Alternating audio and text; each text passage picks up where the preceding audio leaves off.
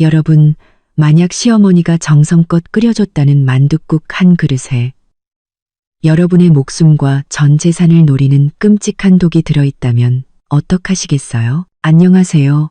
이야기 보따리입니다. 오늘 이야기는 어느 날 갑자기 찾아온 시어머니의 방문으로 시작됩니다. 저는 남편 김민준과 결혼한 지 꼬박 8년이 됐습니다. 지난 8년간 갓 졸업한 사회초년생이었던 저는 이제 집안일과 바깥일을 능숙하게 해내는 8년차 며느리가 되었죠. 평범하고 안정적인 날들이 계속될 줄 알았는데 사람 마음이라는 게 참 간사하더군요. 그날은 토요일이었습니다. 남편과 마트에 가서 장이라도 볼까 했는데 민준 씨는 아침 일찍부터 회사에 급한 일이 생겼다며 출근 준비를 서둘렀습니다. 저는 속으로 조금 이상하다고 생각했어요. 요즘 들어 야근이 너무 잦았거든요. 하지만 밖에서 고생하는 남편을 믿기로 하고 별다른 말은 하지 않았습니다. 거실 청소를 막 끝냈을 때 현관문이 울렸습니다. 남편이 뭘 놓고 갔나 싶어 문을 열었는데 시어머니 박순자 여사님이 서 계셨습니다. 어머니, 어쩐 일이세요? 저는 얼른 시어머니를 안으로 모시고는 손에 들린 장바구니를 받아들었습니다. 묵직한 장바구니 안에는 부추와 새우, 그리고 두툼한 삼겹살이 들어있었죠. 시어머니는 얼굴에 가짜 웃음을 한가득 띠고 있었습니다. 수진아, 우리 민준이가 내가 해주는 삼선만두를 그렇게 좋아하지 않니? 오늘 마침 시간도 남고 해서 너희 먹을 만두 좀 빚어주려고 왔다. 내 솜씨도 한번 보렴. 저는 속으로 고개를 갸웃거렸습니다. 시어머니는 예전부터 이렇게 부지런한 분이 아니셨거든요. 평소 저희 집에 오시면 소파에 앉아 밥 차려주기만 기다리시거나 제가 떡두꺼비 같은 아들 하나 못 낳는다며 은근히 눈치를 주곤 하셨으니까요. 하지만 모처럼 직접 나서서 도와주시겠다니 실은 내색을 할 수는 없었습니다. 어머니, 힘드실 텐데 제가 물이라도 한 잔 끓여드릴게요. 제가 부엌에 들어가 물을 끓이는 사이 거실에서 시어머니가 통화하는 소리가 들려왔습니다. 목소리를 잔뜩 낮췄지만 저희 집은 거실과 부엌이 미닫이문 하나로 분리되어 있어 소리가 새어 들어왔죠. 걱정 마, 다 계획대로 되고 있어. 걔가 이 만두 한 그릇만 먹으면 걔 앞으로 된 주식이 전부 우리 거가 되는 거야. 약은 잘 숨겨놨어. 무색무취라 절대 못 알아챌걸. 순간 제 손에 들려있던 주전자가 쨍그랑 소리를 내며 싱크대에 부딪혔습니다. 바닥으로 쏟아진 물처럼 제 머릿속도 하얘졌습니다. 주식? 약? 며칠 전 친정어머니가 해주시던 말씀이 떠올랐습니다. 돌아가신 아버지가 회사 지분 일부를 제 앞으로 남겨주셨다는 이야기였죠. 민준 씨에게 슬쩍 흘린 적이 있었는데 설마 시어머니가 그걸 노리고 저는 조심스럽게 미닫이 문을 살짝 열어 거실을 엿보았습니다. 시어머니는 전화를 끊고는 장바구니 가장 깊숙한 곳에서 작고 어두운 갈색 병을 꺼내 들었습니다. 그리고는 뚜껑을 열어 만두소에 투명한 액체를 붓는 것이었습니다. 그 동작이 어찌나 자연스러운지 마치 수없이 반복한 것처럼 보였습니다. 액체를 다 붓고 나서는 젓가락으로 만두소를 휘휘 저어 섞은 뒤 병을 다시 장바구니에 넣고 채소로 덮어 아무 일 없었다는 듯이 행동했습니다. 저는 온몸에 소름이 돋았습니다. 저 갈색 병 어디서 본 것 같았습니다. 예전에 뉴스에서 본 그라목손이라는 맹독성 농약이 바로 저런 병에 담겨 있었죠. 한 모금만 마셔도 목숨을 잃는다는. 시어머니가 절 죽이려고 하시는구나. 바로 그때 현관문이 열리며 남편 김민준이 돌아왔습니다. 저는 급히 미닫이 문을 닫고 소매로 이마에 식은땀을 닦아내며 엎질러진 물을 정리하는 척했습니다. 어머니, 오셨어요. 민준 씨의 목소리가 거실에서 들려왔습니다. 그래, 우리 아들 왔구나. 어서 앉아라. 네가 제일 좋아하는 삼선만두 빚어놨다.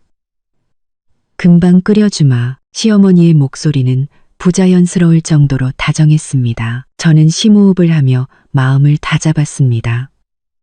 지금 여기서 모든 걸 터뜨리면 저 모자에게 저 혼자서는 당해낼 수 없을 겁니다. 저는 주전자를 들고 천천히 부엌을 나왔습니다.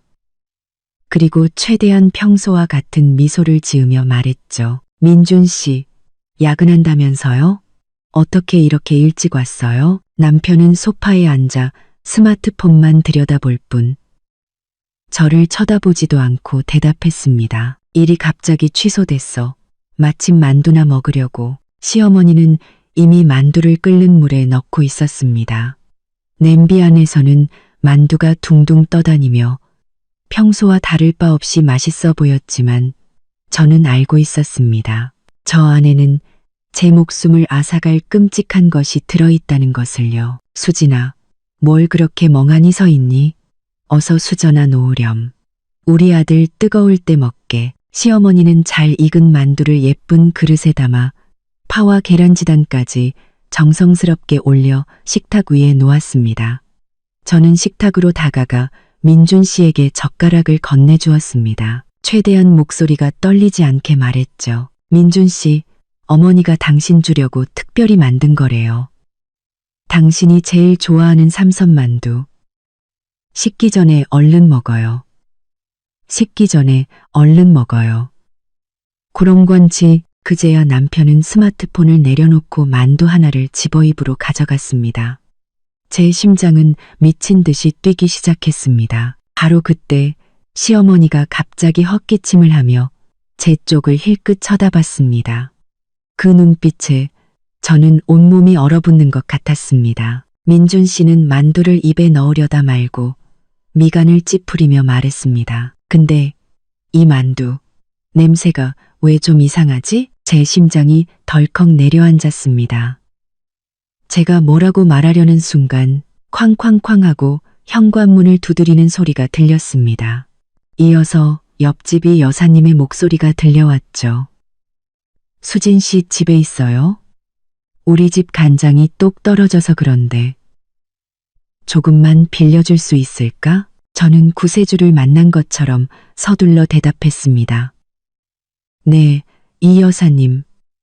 잠깐만요. 저는 빠른 걸음으로 현관으로 가 이 여사님의 간장병을 받아들고 부엌으로 향했습니다. 간장을 따라드리고 다시 식탁으로 돌아왔을 때 저는 제 눈을 의심했습니다.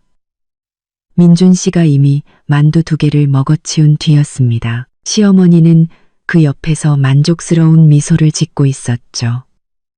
제 심장이 차갑게 식었습니다. 설마 제가 오해한 걸까요? 하지만 분명히 만두소에 무언가를 넣는 걸 봤는데 아들, 맛있니? 엄마 솜씨 괜찮지? 시어머니가 웃으며 물었습니다. 김민주는 고개를 끄덕이며 만두 하나를 더 집어들었습니다. 괜찮네요. 아까는 냄새를 잘못 맡았나 봐요.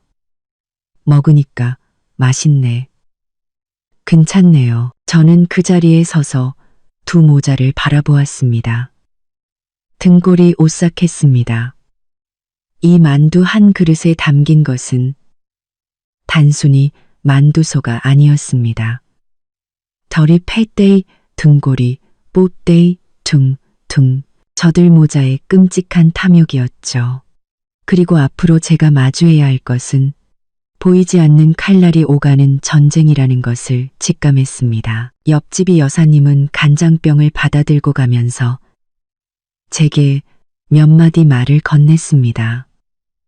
수진 씨, 오늘 시어머님 기분이 좋아 보이시네.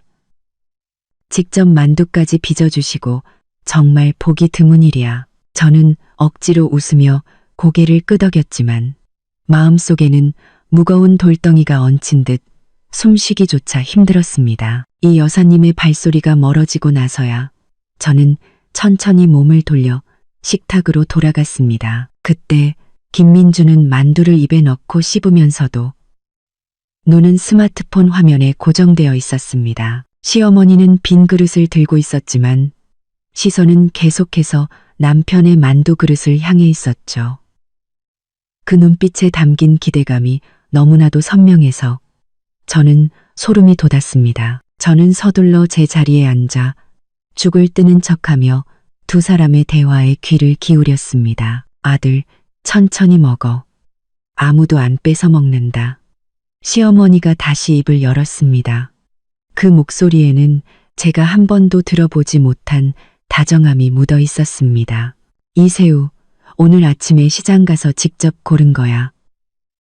펄펄 뛰는 걸로. 네가 어릴 때부터 이걸 참 좋아했지. 김민주는 음하고 대답하며 고개도 들지 않은 채 만두 하나를 더 집어들었습니다. 그런데 두어 번 씹던 그가 갑자기 동작을 멈췄습니다. 그는 미간을 찌푸리며 입안에 만두를 삼키고는 옆에 있던 물컵을 들어 물을 한가득 마셨습니다. 그리고는 그릇에 남은 만두를 보며 말했습니다. 어머니, 오늘 만두소 맛이 좀 이상한데요? 제 손에 들려있던 숟가락이 쨍하는 소리를 내며 그릇에 부딪혔습니다. 심장이 목구멍까지 차오르는 것 같았죠. 시어머니의 얼굴도 순간 굳었지만 금세 표정을 바꾸고는 젓가락으로 만두 하나를 집어 자기 입에 넣었습니다. 뭐가 이상해. 난 맛있기만 한데. 네가 아침에 뭐 자극적인 거라도 먹었니? 맛이 섞였나 보지. 김민주는 젓가락을 내려놓고 만두 하나를 집어 코에 가까이 가져가 냄새를 맡았습니다. 뭐라고 딱 꼬집어 말은 못하겠는데 좀 쓴맛이 나는 것 같아요. 예전에 수진이가 해줬던 맛이랑은 달라요. 그는 그렇게 말하며 저를 쳐다보았습니다. 저는 얼른 죽 그릇을 내려놓고 그의 말에 맞장구를 쳤습니다. 아마 어머니가 넣으신 양념이 저랑 좀 다른가 봐요.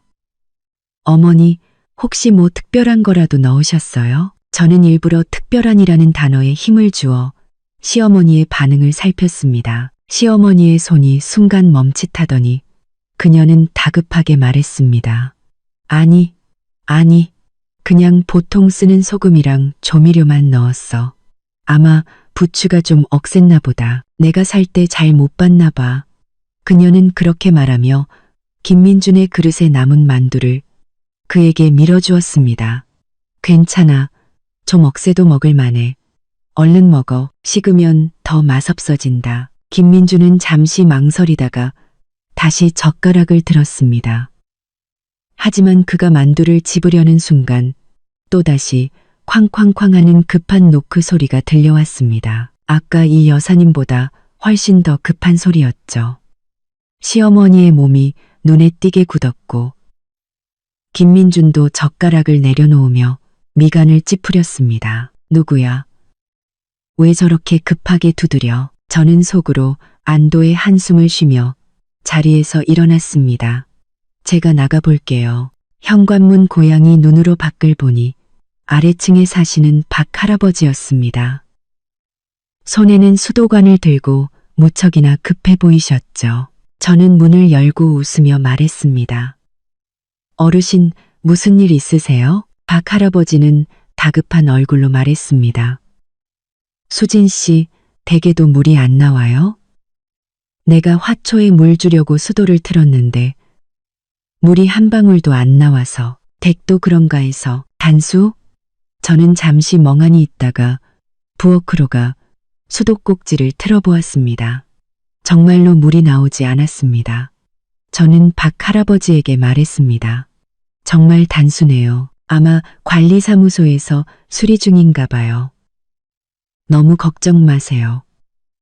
제가 전화해서 물어볼게요. 박 할아버지는 고개를 끄덕이고는 몇 마디 더 나누다가 수도관을 들고 돌아가셨습니다. 제가 문을 닫고 식당으로 돌아오니 시어머니가 김민준의 그릇에 남은 만두를 재빨리 밀폐 용기에 담고 있었습니다. 김민준은 그 옆에 서서 스마트폰으로 무언가를 검색하고 있었죠. 왜 갑자기 단수가 됐지? 저는 일부러 물으며 시어머니 옆으로 다가갔습니다. 어머니, 만두는 왜 담으세요?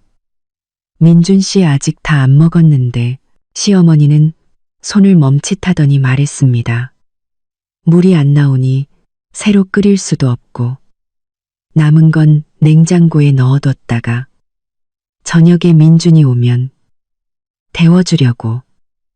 데워주려고 그녀는 그렇게 말하며 밀폐 용기 뚜껑을 닫아 냉장고, 냉동실, 깊숙이 밀어 넣었습니다. 마치 누가 볼까 두려운 사람처럼요. 그때 김민준이 스마트폰을 내려놓으며 말했습니다. 찾아보니까 관리사무소에서 수도관이 터졌대. 오후나 돼야 고쳐진대요. 어머니, 저 그냥 안 먹을래요. 회사에 일이 있어서 가봐야 해요. 그는 그렇게 말하며 외투를 챙겨 입었습니다. 시어머니가 다급하게 말했습니다. 더 먹지 않고? 아직 몇 개 남았는데 안 먹어요. 입맛이 없네. 김민주는 손을 내젓고는 저를 보며 말했습니다. 수진아, 집에 잘 있어. 단수됐으니까 물 좀 받아놓고. 저는 고개를 끄덕였습니다. 알았어요. 조심해서 가요. 김민준이 나가는 것을 보고 나서야 저는 마음속의 돌덩이가 잠시 내려앉는 것을 느꼈습니다. 하지만 곧이어 불안감이 밀려왔습니다. 김민준이 다 먹지는 않았지만 그래도 몇 개는 먹었지 않습니까? 만약 그 약이 정말 독이라면 그에게 무슨 일이 생기는 건 아닐까? 하지만 이내 생각을 고쳐먹었습니다. 이건 저들 모자가 스스로 자초한 일. 무슨 일이 생겨도 자업자득입니다. 김민준이 떠나자 시어머니도 안절부절 못하며 말했습니다. 수진아, 단수돼서 밥도 못할 테니 나도 이제 집에 가볼게. 저녁에 다시 와서 볼게. 그녀는 자신의 장바구니를 들고 서둘러 떠나려 했습니다. 저는 그녀를 붙잡고 싶었습니다. 다른 증거를 더 찾아낼 수 있을지도 모르니까요. 어머니, 좀 더 앉아 계시지 그러세요. 금방 물이 나올지도 모르잖아요. 하지만 시어머니는 뒤도 돌아보지 않고 말했습니다. 아니야, 나도 집에 일이 있어서. 그녀는 평소보다 더 세게 문을 닫고 떠나버렸습니다. 그녀가 떠나자마자 저는 부엌으로 달려가 냉장고를 열고 만두가 담긴 밀폐 용기를 꺼냈습니다. 통통하고 하얀 만두들을 보니 두려움과 분노가 동시에 치밀어 올랐습니다.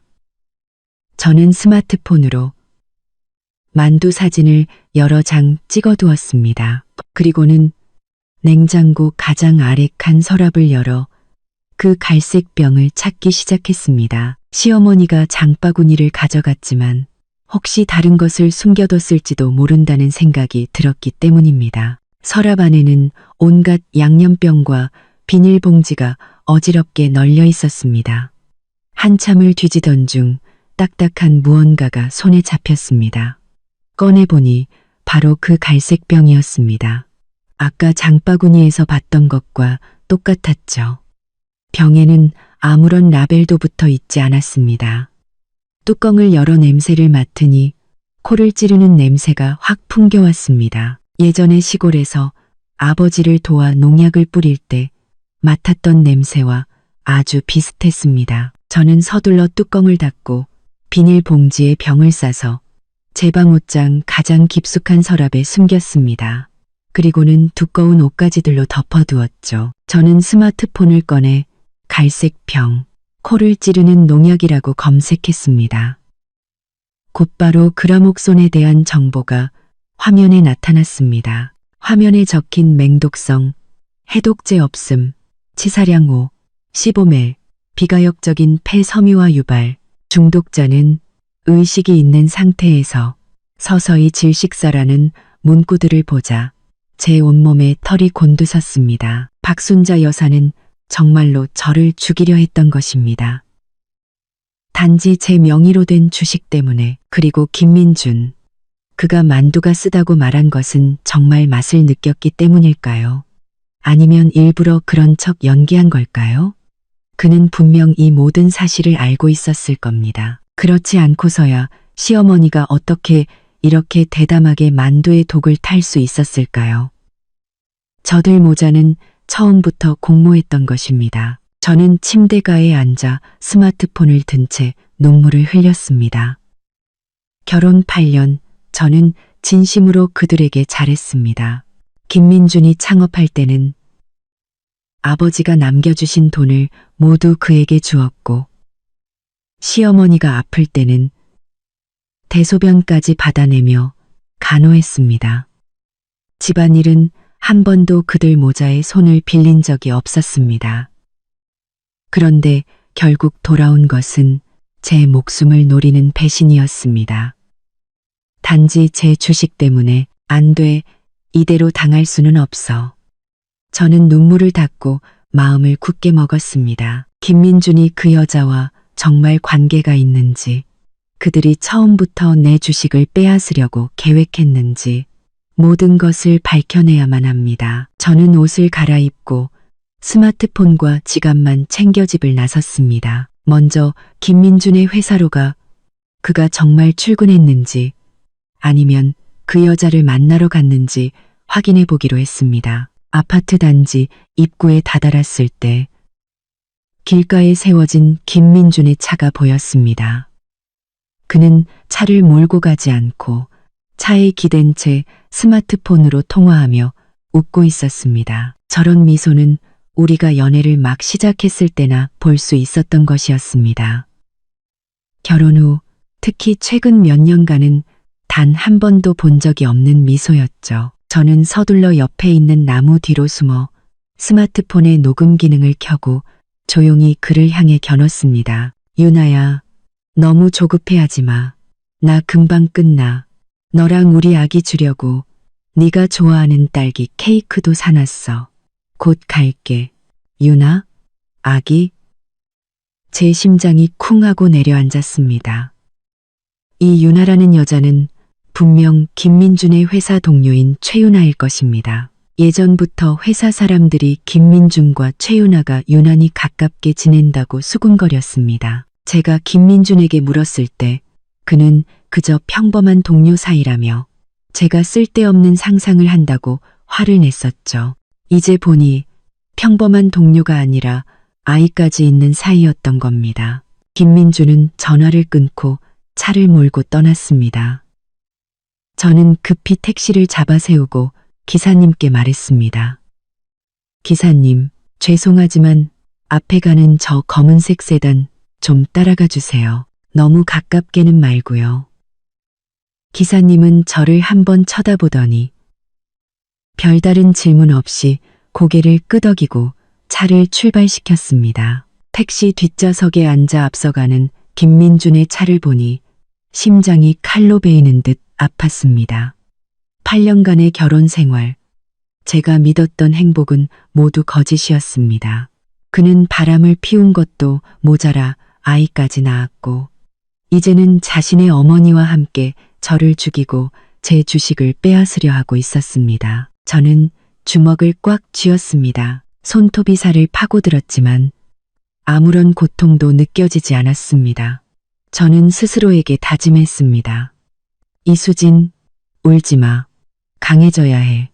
증거를 모아서 저들 모자에게 죗값을 치르게 해야 해. 택시는 약 20분 정도를 달려 김민준의 차가 한 고급 아파트 단지로 들어가는 것을 따라갔습니다. 은빛마을 아파트, 제가 아는 곳이었습니다. 집값이 매우 비싸서 한 채에 수억 원은 좋게 넘는 곳이었죠. 김민준의 월급은 350만 원 정도인데 어떻게 이런 곳에 집을 살 수 있었을까요? 분명 제 돈으로 산 것이 틀림없었습니다. 저는 기사님께 아파트 단지 입구에 차를 세워달라고 하고 요금을 지불한 뒤 김민준의 차가 들어가는 것을 지켜보았습니다. 그리고는 눈에 띄지 않는 곳에 서서 그가 나오기를 기다렸습니다. 약 10분 후 김민준이 한 아파트 건물에서 나왔습니다. 그의 품에는 한 살쯤 되어 보이는 남자아이가 안겨 있었습니다. 파란색 우주복을 입은 아이는 통통하고 귀여워 보였죠. 그의 옆에는 흰색 원피스를 입고 긴 머리를 늘어뜨린 꽤 아름다운 여자가 서 있었습니다. 바로 최윤아였습니다. 최윤아는 김민준의 팔짱을 끼고 그의 어깨에 머리를 기댄 채 아주 달콤하게 웃고 있었습니다. 김민준도 고개를 숙여 그녀에게 무언가를 속삭이며 얼굴 가득 다정한 미소를 띠고 있었습니다. 저는 스마트폰을 들어 그들의 모습을 여러 장 찍었습니다. 손이 덜덜 떨렸습니다. 그들은 이미 이렇게 완벽한 가정을 꾸리고 있었던 것입니다. 그리고 저는 바보처럼 집에서 그를 위해 집안일을 하고 그가 야근으로 힘들까 걱정하고 있었던 것이죠. 저는 그들이 근처 유아용품 가게로 들어가는 것을 보았습니다. 김민주는 아이를 안고 장난감 자동차를 사주었고 최윤아는 그 옆에서 행복하게 웃고 있었습니다. 그 모습은 마치 다정한 부부가 아이를 데리고 쇼핑하는 것처럼 보였습니다. 저는 그 자리에 서서 온몸이 차갑게 식는 것을 느꼈습니다. 마치 저는 이방인이 되어 다른 사람의 행복을 엿보는 것 같았습니다. 제 행복은 이미 그들에 의해 산산조각이 나버렸는데 말입니다. 저는 심호흡을 하고 스마트폰을 가방에 넣었습니다. 그리고 천천히 아파트 단지 입구를 향해 걸어갔습니다. 저는 이제 더 이상 약해져서는 안 된다는 것을 알았습니다. 제 권리를 되찾고 김민준과 박순자 여사 그리고 저 최윤아라는 여자 모두에게 그들이 저지른 일에 대한 대가를 치르게 할 것입니다. 은빛마을 아파트 단지에서 나온 저는 길가를 따라 천천히 걸었습니다. 머릿속은 뒤엉킨 실타래처럼 복잡했고 손에 쥔 스마트폰 화면에는 방금 찍은 사진이 그대로 떠 있었습니다. 김민준이 아이를 안고 다정하게 웃는 모습, 최윤아가 그의 팔짱을 끼고 있는 그 친밀한 모습은 저와 김민준이 결혼한 8년 동안 그 어떤 순간보다도 더 달콤해 보였습니다. 바람이 불자 얼굴이 차갑게 느껴졌습니다. 손으로 만져보니 어느새 눈물이 흐르고 있었습니다. 저는 길가 벤치에 앉아 휴지로 얼굴을 닦고 억지로 마음을 진정시켰습니다. 우는 것만으로는 아무것도 해결되지 않습니다. 더 많은 증거를 찾아야만 저들 모자가 꼼짝 못하게 만들 수 있습니다. 저는 방금 봤던 은빛마을 아파트의 그 건물을 떠올렸습니다. 김민준과 최윤아는 분명 그곳에 살고 있을 것입니다. 만약 그 집이 김민준이 산 것인지 확인할 수 있다면 그가 제 돈을 썼다는 증거가 될 수 있습니다. 저는 스마트폰으로 은빛마을 아파트 근처의 부동산 중개소를 검색했습니다. 마침 멀지 않은 곳에 안심부동산이라는 곳이 있었습니다. 저는 자리에서 일어나 택시를 타고 그곳으로 향하며 어떻게 말을 꺼낼지 머릿속으로 정리했습니다. 중개소에 들어서자 양복을 입은 젊은 직원이 저를 반갑게 맞았습니다. 어머님, 집 보러 오셨어요? 매매 알아보시나요? 아니면 전세 알아보시나요? 저는 웃으며 고개를 끄덕였습니다. 총각 은빛마을 아파트 좀 보려고요. 아들이 이 근처에서 일하는데 좀 더 큰 집을 사주려고요. 나중에 손주 낳으면 편하게 살라고. 젊은 직원의 눈이 반짝 빛났습니다. 그는 서둘러 제게 물 한 잔을 따라주며 말했습니다. 어머님, 정말 자상하시네요. 은빛마을 아파트. 저희가 가진 매물이 몇 개 있습니다. 원하시는 평수나 예산이 어느 정도 되시나요? 저는 물컵을 받아들고 잠시 생각하는 척했습니다. 한 30평대 후반 정도면 좋겠고, 예산은 뭐 집만 좋으면 조금 더 쓸 수도 있고. 저는 말을 이어갔습니다. 아, 맞다. 내 친구도 은빛마을 아파트에 사는 것 같던데. 이름이 김민준인데. 혹시 알아요? 한 1년 전쯤에 집을 샀다고 하던데. 혹시 어느 동에 사는지 알면 나중에 오가며 인사라도 하려고요. 젊은 직원은 김민준이라는 이름을 듣고 잠시 멈칫하더니 머리를 극적이며 말했습니다. 김민준이요. 어머님, 저희가 워낙 많은 고객님들을 상대하다 보니 이름을 다 기억하기는 좀 어렵습니다. 하지만 1년 전에 은빛마을 아파트 30평대 후반으로 거래된 거는 몇 개 없으니 제가 기록을 한번 찾아봐 드릴게요. 저는 심장이 쿵 내려앉는 것을 느끼며 다급하게 말했습니다. 그래주면 정말 고맙지. 그 친구가 워낙 바빠서 내가 자꾸 연락하기도 미안해서 말이야. 이왕이면 그 친구 근처로 집을 사면 나중에 손주라도 봐줄 수 있고 좋잖아.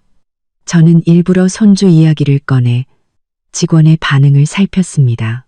젊은 직원은 컴퓨터를 한참 들여다보더니 갑자기 고개를 들었습니다. 어머님, 정말로 김민준이라는 고객님이 계시네요. 작년 3월에 은빛마을 아파트 38평을 구매하셨어요. 3동 1802호고요. 전액 현금으로 구매하셨네요. 전액 현금. 제 심장이 덜컥 내려앉았습니다. 작년 3월은 아버지가 돌아가신 후 제 명의의 주식을 현금으로 바꿔 김민준과 제 공동명의 계좌로 옮겼던 바로 그 시점이었습니다. 그때 그는 회사 자금이 급하게 필요하다고 했고 저는 별 의심 없이 돈을 옮겨주었습니다.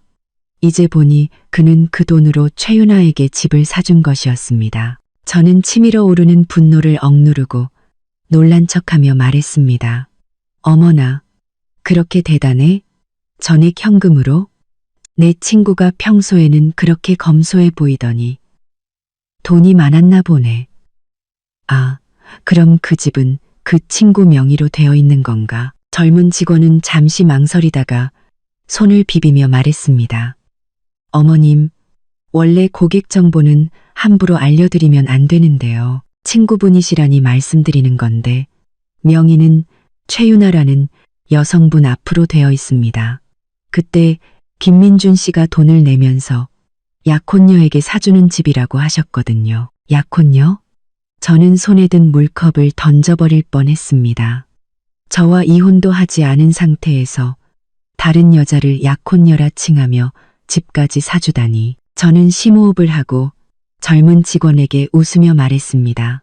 총각, 정말 고마워요.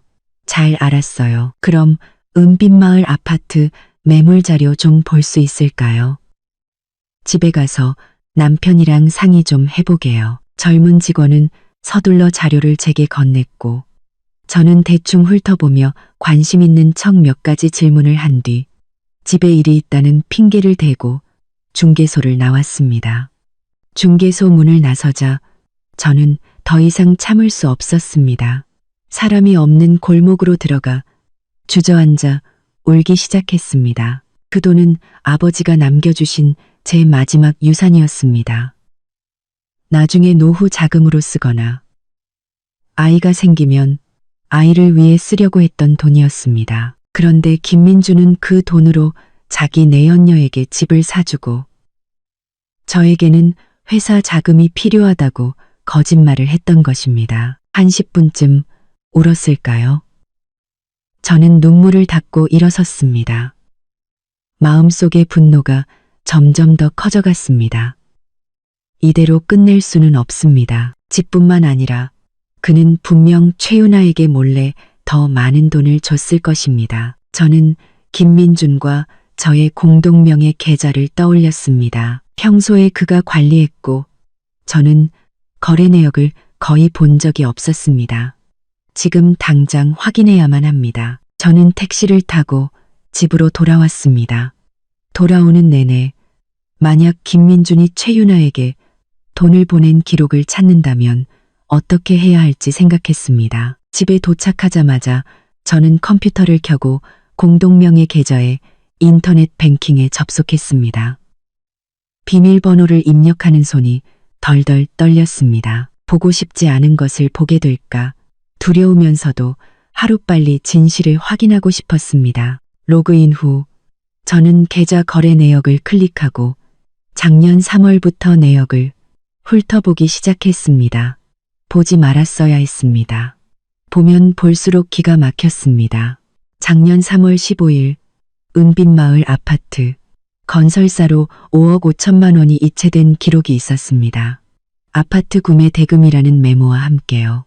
3월 20일에는 최윤아에게 9천만 원이 이체되었고 메모는 생활비였습니다. 그 후로 매달 10일에는 최윤아에게 300만 원씩 이체된 기록이 있었습니다. 메모는 생활비이거나 아이 분유값이었죠. 저는 이체 기록들을 보며 또다시 눈물을 흘렸습니다. 작년 3월 20일은 제가 저혈당으로 쓰러져 병원에서 검사를 받던 날이었습니다. 그때 김민주는 일이 바쁘다며 30분만 제 곁에 있다가 떠났습니다. 알고 보니 최윤아에게 돈을 보내주기 위해 급하게 떠났던 것입니다. 그리고 매달 300만 원, 우리 집 생활비는 한 달에 100만 원도 채 되지 않았는데 그는 최윤아에게 저보다 더 많은 돈을 주고 있었습니다. 저는 이 모든 이체 기록을 캡처해서 저장하고 한 부를 인쇄하여 제 방 금고에 넣어두었습니다. 이 모든 일을 마치고 나니 온몸에 힘이 빠져 의자에 주저앉았습니다. 8년간의 결혼 생활은 대체 무엇이었을까요? 저는 바보처럼 김민준에게 속아 넘어갔습니다. 그는 제 돈으로 내연녀와 사생아를 키우면서 동시에 그의 어머니와 공모하여 저를 죽이고 남은 주식마저 빼앗으려 했던 것입니다. 바로 그때 초인종이 울렸습니다. 저는 깜짝 놀라 서둘러 인쇄한 이체 기록을 숨기고 현관문으로 다가가 고양이 눈으로 밖을 보았습니다. 시어머니 박순자 여사였습니다. 손에는 보온병을 들고 있었습니다. 또 무슨 꿍꿍이일까요? 저는 심호흡을 하고 아무 일 없는 창문을 열었습니다. 어머니, 또 어쩐 일이세요? 시어머니는 얼굴 가득 웃음을 띠고 제게 보온병을 건넸습니다. 수진아, 아까 집에 가다가 생각해보니 너희 집 단수돼서 밥도 못 챙겨 먹었을 것 같아서 몸보신하라고 닭곰탕 좀 끓여왔다. 저는 보온병을 받아들었습니다. 묵직한 무게감과 달리 제 마음은 얼음장처럼 차가웠습니다. 아침에는 만두에 독을 타서 저를 죽이려 하더니 이제 와서 닭곰탕을 끓여주는 척하다니 분명 좋은 의도가 아닐 것입니다. 저는 웃으며 말했습니다. 어머니, 정말 감사해요. 신경 써주셔서. 시어머니는 집 안으로 들어와 사방을 둘러보더니 물었습니다. 민준이는 아직 안 들어왔니? 네, 회사 일이 바빠서 늦는데요. 저는 보온병을 식탁 위에 올려두고 일부러 열지 않았습니다. 시어머니는 식탁 옆으로 다가와 보온병을 쳐다보며 말했습니다. 수진아, 어서 열어서 한 그릇 먹어보렴. 방금 끓여서 뜨끈뜨끈해. 몸보신의 최고야. 그녀의 눈빛에는 재촉하는 기색이 역력했습니다. 저는 못 본 척 물컵에 물을 따르며 말했습니다. 어머니, 앉으세요. 제가 물 한 잔 드릴게요. 저는 지금 배가 안 고파서 닭곰탕은 이따 먹을게요. 시어머니는 앉지 않고 제 옆으로 다가와 목소리를 낮춰 말했습니다. 수진아, 내가 너한테 할 말이 있는데 너랑 민준이랑 결혼한 지 저머 오래됐는데 아직 아이가 없어서 너도 속상하지? 내가 최근에 용한 한의사를 소개받았는데 그분이 주신 처방전이 그렇게 효과가 좋대. 몸을 보양하는데 최고라는데 너도 한번 먹어볼래? 저는 속으로 비웃었습니다. 또 무슨 꿍꿍이일까요? 저는 망설이는 척하며 말했습니다. 한의사요? 믿을 만한가요? 저도 예전에 병원 많이 다녀봤는데 별 효과가 없어서. 시어머니는 다급하게 말했습니다. 믿을 만하고 말고. 내 친구 며느리가 바로 그분 약 먹고 임신했어. 내가 이미 약을 지어놨으니 내일 가져다 줄게. 아침 저녁으로 한 번씩만 먹으면 틀림없이 임신할 수 있을 거야. 그녀는 그렇게 말하며 제 배를 힐끗 쳐다보았습니다. 그 눈빛은 아침에 부엌에서 저를 볼 때와 똑같이 온통 계산적인 속셈으로 가득 차 있었습니다. 저는 이제야 깨달았습니다. 그녀는 약에 무언가를 타려는 것입니다. 아침에 만두가 실패하자 이제는 약으로 저를 해치려는 것입니다. 저는 웃으며 고개를 끄덕였습니다. 어머니, 정말 감사해요. 신경 써주셔서. 하지만 제가 요즘 위가 좀 안 좋아서 약은 나중에 먹을게요. 시어머니의 얼굴이 순간 굳어지더니 다시 웃으며 말했습니다. 그래, 그럼 몸조리 잘하고 너무 무리하지 마라. 나도 일이 있어서 이만 가볼게. 닭곰탕은 꼭 챙겨 먹어. 그녀는 그렇게 말하고 문을 열고 떠났습니다. 그녀가 떠나자마자 저는 보온병에 든 닭곰탕을 변기에 쏟아버리고 물을 내려 깨끗이 씻어냈습니다. 그리고는 보온병을 제자리에 두고 마치 다 마신 것처럼 꾸며 놓았습니다. 저는 소파에 앉아 텅 빈 거실을 바라보았습니다. 마음속의 결심이 더욱 굳어졌습니다. 더 이상 그들이 저를 해치도록 내버려 둘 수 없습니다. 암속의 결심이 더욱 굳어졌습니다. 제가 먼저 나서서 그들이 저지른 일에 대한 대가를 치르게 해야 합니다. 저는 스마트폰을 꺼내 주소록에서 강태식이라는 이름을 찾았습니다. 강태식 씨는 돌아가신 아버지의 부하 직원이었고 지금은 탐정사무소를 운영하고 있었습니다. 매우 믿을 만한 분이었죠. 저는 그의 번호를 눌렀습니다. 수진 아가씨, 웬일이세요? 강태식 씨의 목소리는 무척이나 반가워 보였습니다. 저는 심호흡을 하고 말했습니다. 강 실장님, 부탁드릴 일이 있어서요. 혹시 사람 좀 알아봐 주실 수 있나요? 한 명은 김민준, 제 남편이고요. 다른 한 명은 최유나라는 여자예요. 두 사람이 바람을 피우는 것 같은데 아이도 있는 것 같아요. 그들에 대해 더 자세히 알고 싶어요. 예를 들면 그 아이의 출생증명서나 김민준이 몰래 재산을 빼돌린 게 있는지 같은 것들이요. 강태식 씨는 잠시 침묵하더니 말했습니다. 아가씨, 너무 걱정 마세요. 제가 알아봐 드리겠습니다. 김민준 씨와 최유나 씨의 주민등록번호, 직장, 그리고 그 아이의 대략적인 나이 같은 기본 정보를 제게 보내주세요. 최대한 빨리 소식 전해드리겠습니다. 비용은 걱정 마세요. 돌아가신 회장님을 생각해서 저렴하게 해드리겠습니다. 정말 감사해요. 강 실장님. 지금 바로 정보 보내드릴게요. 꼭 최대한 빨리 부탁드려요. 그들이 또 무슨 짓을 할지 몰라서요. 전화를 끊고 저는 김민준과 최유나의 정보를 정리해서 그에게 보냈습니다. 스마트폰 화면을 보니 마음이 조금은 놓였습니다. 강태식 씨의 도움이라면 분명 더 많은 증거를 찾을 수 있을 것입니다. 저는 일어나 베란다로 나가 창밖의 분주한 거리를 바라보았습니다. 예전에는 안정적인 가정이 있으면 그것으로 족하다고 생각했습니다.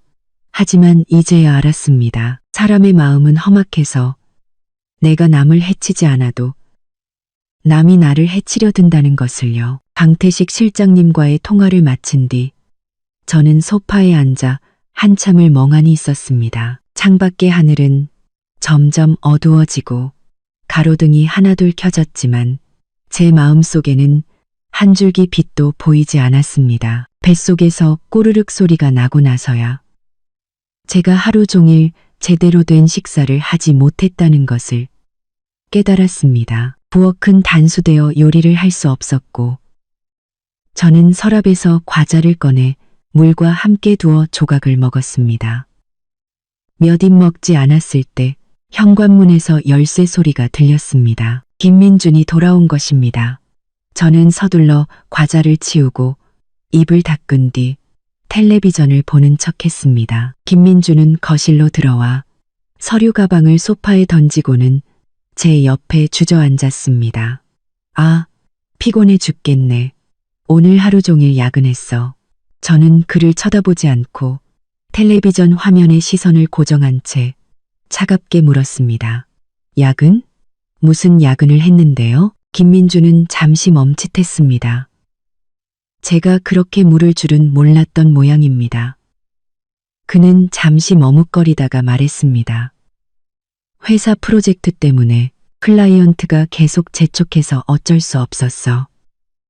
그는 그렇게 말하며 제 어깨를 감싸 안으려 했습니다. 저는 서둘러 옆으로 비켜 그의 손을 피했습니다.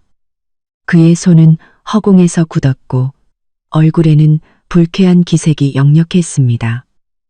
수진아, 왜 그래? 누가 당신 화나게 했어? 화 안 났어요. 저는 고개를 돌려 그를 쳐다보았습니다. 그냥 묻는 거예요. 오늘 은빛마을 아파트에서 재밌게 놀았냐고요. 김민준의 얼굴이 순식간에 창백해졌습니다. 그는 벌떡 일어나 저를 가리키며 소리쳤습니다. 당신 날 미행했어? 저는 비웃으며 스마트폰을 꺼내 아까 찍은 사진을 그에게 보여주었습니다. 미행? 내가 당신을 미행하지 않았더라면 당신이 밖에서 가정을 꾸리고 아이까지 낳았다는 걸 어떻게 알았겠어요? 김민준 씨, 이게 대체 어떻게 된 일인지 설명 좀 해보시죠. 김민준은 사진을 보고 손을 덜덜 떨었습니다. 그는 입을 열어 무언가 말하려 했지만 한참 동안 아무 말도 하지 못했습니다. 한참 후에야 그는 고개를 숙이고 작은 목소리로 말했습니다. 수진아, 내가 일부러 속이려던 건 아니야. 그냥 당신이 화낼까봐. 저는 벌떡 일어나 스마트폰을 소파에 던졌습니다. 내가 화낼까봐나 몰래 바람을 피우고 내가 화낼까봐 아버지가 남겨주신 돈으로 그 여자에게 집을 사주고 내가 화낼까봐 당신 어머니랑 공모해서 만두에 독을 타서 날 죽이려 했어요. 마지막 말을 뱉는 순간 김민주는 고개를 번쩍 들고 눈을 동그랗게 떴습니다. 당신 알고 있었어? 당연히 알죠. 저는 부엌 쪽을 가리키며 말했습니다. 오늘 아침에 당신 어머니가 만두 빚으러 와서 그 안에 그라목손을 넣는 거 내가 다 봤어요. 심지어 당신이랑 통화하면서 내가 그 만두를 먹고 나면 내 주식이 전부 당신들 것이 될 거라고 말하는 것도 들었다고요. 김민진 씨, 내가 당신이랑 8년을 결혼해서 진심으로 잘해줬는데 당신은 나한테 이럴 수 있어요? 김민준의 얼굴은 점점 더 하얘졌습니다. 그는 제 앞으로 다가와 제 손을 잡으려 했습니다. 수진아, 내 말 좀 들어봐. 그건 내가 당신을 해치려던 게 아니야. 우리 어머니가 혼자서 꾸민 일이야. 난 정말 몰랐어. 몰랐다고? 저는 그의 손을 뿌리쳤습니다. 내가 바보인 줄 알아요? 그분은 당신 어머니예요. 그분이 하는 모든 일이 당신을 위한 게 아니고 당신과 그 여자의 아이를 위한 게 아니라고요? 김민준 씨, 더 이상 날 속이려 하지 마세요. 내가 우리 공동명의 계좌를 확인해 봤는데 당신 작년 3월에 최윤아한테 9천만 원을 보내고 매달 300만 원씩 생활비도 보내줬더군요. 그 돈 전부 아버지가 내게 남겨주신 돈이었어요. 김민주는 제 말에 아무 대답도 하지 못했습니다. 그는 고개를 숙이고 두 손으로 머리를 감쌌습니다. 무척이나 고통스러워 보였죠. 수진아, 내가 잘못했어. 당신을 속이지 말았어야 했고, 최윤아를 만나지 말았어야 했고, 어머니가 그런 짓을 하게 내버려 두지 말았어야 했어. 한 번만 더 기회를 주면 안 될까? 내가 지금 당장 최윤아랑 관계를 정리하고 집도 팔아서 돈을 당신에게 돌려줄게. 우리 다시 시작하면 안 될까? 저는 그의 모습을 보고도 아무런 동정심도 느껴지지 않았습니다. 이제 와서 잘못했다고? 너무 늦었습니다. 저는 고개를 저었습니다. 김민준 씨, 너무 늦었어요. 우린 다시 돌아갈 수 없어요. 난 더 이상 당신을 믿지 않고 당신과 더 이상 살고 싶지도 않아요. 김민주는 고개를 번쩍 들고 애원하는 눈빛으로 저를 바라보았습니다. 수진아, 제발 이러지 마. 우리 수년간의 정이 있는데 어떻게 이렇게 한 번에 끝낼 수 있어. 우리 결혼했을 때 얼마나 행복했는지 생각해봐. 행복? 저는 비웃었습니다. 그건 다 과거의 일이에요. 당신이 최윤아를 만난 그날부터 우리의 행복은 끝났어요. 김민준 씨, 똑똑히 들어요. 난 이대로 물러서지 않을 거예요. 당신과 당신 어머니가 한 짓 반드시 대가를 치르게 할 거예요. 저는 그렇게 말하고 침실로 들어가 문을 잠갔습니다. 김민주는 밖에서 문을 세게 두드리며 소리쳤습니다.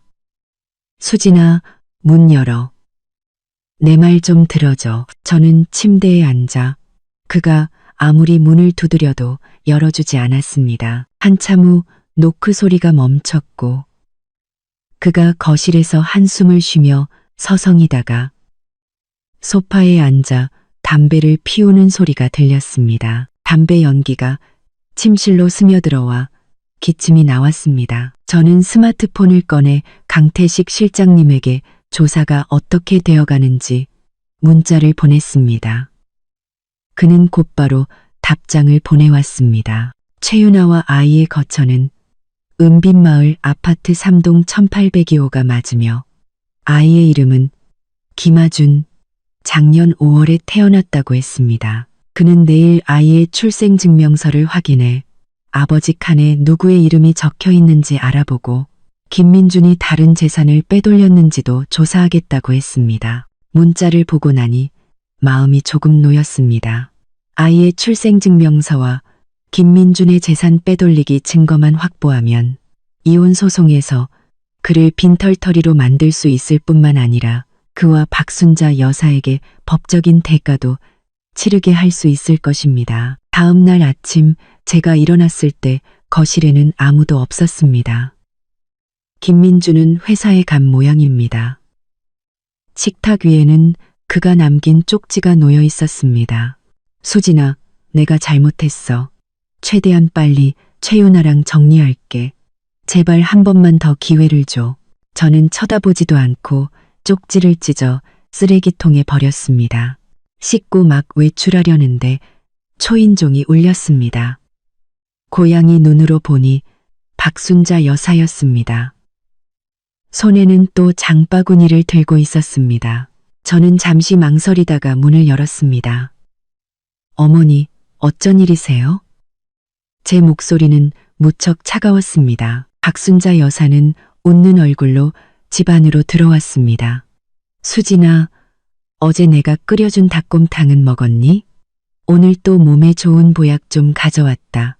몸보신해야지. 그녀는 장바구니에서 대추, 용안육, 그리고 흰 종이에 싼 약가루 몇 봉지를 꺼내 식탁 위에 올려놓았습니다. 저는 그 약가루들을 보고 심장이 쿵 내려앉았습니다. 또 무슨 꿍꿍이일까요? 저는 못 본 척 소파에 앉아 말했습니다. 어머니, 할 말 있으시면 그냥 하세요. 더 이상 연기하지 마시고요. 박순자 여사의 얼굴에서 웃음기가 사라졌습니다. 그녀도 소파에 앉아 저를 쳐다보았습니다. 수진아, 어제 민준이랑 싸운 거 안다. 만두 일도 알고 있다는 거 안다. 그거 다 오해야. 내가 널 해치려던 게 아니라 그냥 몸보신 좀 시켜주려고 그런 거야. 그 약 내가 아는 사람한테서 산 보약이지 그라목손 같은 게 아니야. 그라목손 같은 게 아니야. 오해. 저는 비웃었습니다. 어머니, 더 이상 거짓말하지 마세요. 제가 다 알아봤는데 그건 그라목손이 맞아요. 한 모금만 마셔도 죽는 맹독성 농약이라고요. 정말 저를 위했다면 만두에 그런 걸 넣지 않으셨겠죠. 어머니가 그런 짓을 한 건 제가 죽고 나면 김민준이 최윤아랑 결혼해서 그들의 아이가 제 주식을 상속받게 하려는 거잖아요. 박순자 여사의 얼굴이 변했습니다. 제가 이렇게 많이 알고 있을 줄은 몰랐던 모양입니다. 한참 후에야 그녀는 한숨을 쉬며 말했습니다. 제가 이렇게 많이 알고 있을 줄은 몰랐던 모양입니다. 수진아, 네가 다 알았으니 나도 더 이상 숨기지 않으마. 민준이랑 최윤아 일, 나도 예전부터 알고 있었어. 그 아이도 민준이 아이가 맞아. 내가 너한테 미안한 건 알지만 우리 김씨 집안 대가 끊길 수는 없잖니. 너랑 민준이랑 8년을 결혼했는데도 아이가 없으니 나도 어쩔 수 없었어. 어쩔 수 없었다고요? 저는 벌떡 일어났습니다. 어쩔 수 없으면 절 죽여도 되고 어쩔 수 없으면 저 몰래 바람을 피워도 되는 건가요? 어머니도 여자시면서 어떻게 입장을 바꿔서 생각해 보실 수 없으세요? 만약 누가 어머니께 이런 짓을 했다면 기분이 어떠셨겠어요? 박순자 여사는 고개를 숙이고 아무 말도 하지 않았습니다. 한참 후에야 그녀는 고개를 들고 애원하는 눈빛으로 말했습니다. 수진아, 내가 잘못했다. 민준이랑 공모해서 널 해치려던 거 내가 잘못했어.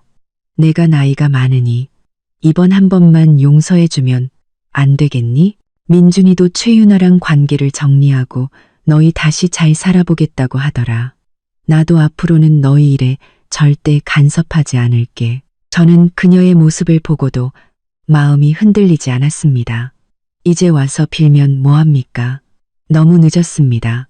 저는 고개를 저었습니다.